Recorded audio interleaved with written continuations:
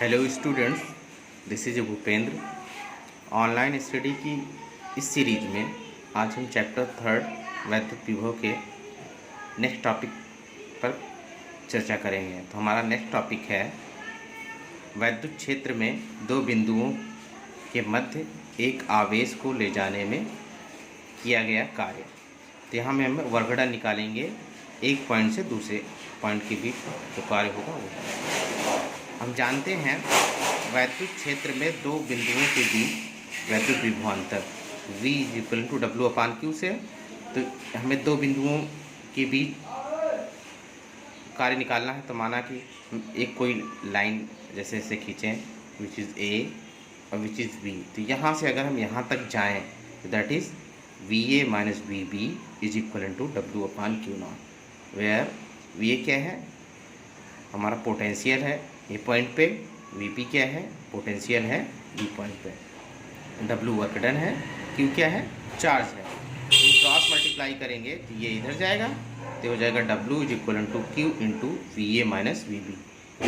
अब जहाँ W क्या है, धन परीक्षण आवेश है, Q0 क्या है, धन परीक्षण आवेश है। तो जहाँ W धन परीक्षण आवेश को बिंदु B से A तक ले जाने में किया गया कार्य है, अतः W = Q × ΔV। तो VA - VB को हमने ΔV के टर्म पे लिख दिया है। तो ये चीज़ हमारा, तो मतलब ये हो जाएगा कि अतः वैद्युत क्षेत्र में Q आवेश वाले किसी कण को दो बिंदुओं के बीच जिनके बीच वैद्युत विभवांतर डेल्टा V है ले जाया जाए तो उनके बीच जो कार्य होगा W = Q × ΔV होगा।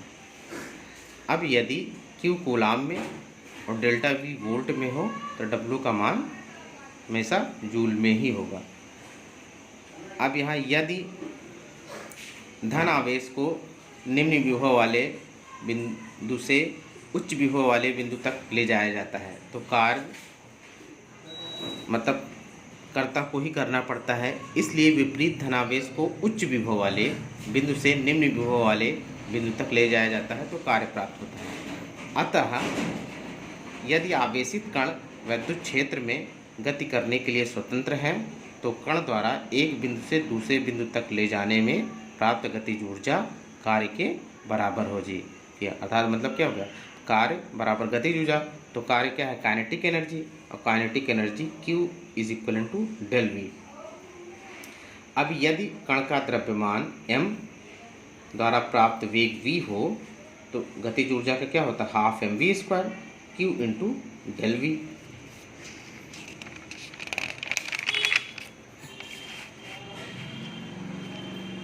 अब अगर उसे हम सॉल्व करेंगे, क्रॉस मल्टीप्लाई करेंगे तो ये हो जाएगा क्या, ये हो जाएगा mv² = 2Q × ΔV।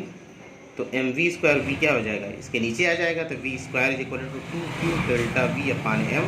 v² क्या हो जाएगा, स्क्वायर हटाएंगे तो इधर अंडर रूट लग जाएगा तो v = 2Q ×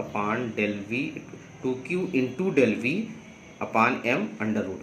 तो ये हमारा वेलोसिटी निकल जाएगा, इसी से हम वेलोसिटी निकाल सकते हैं। अब नेक्स्ट टर्म आता है इलेक्ट्रॉन वोल्ट।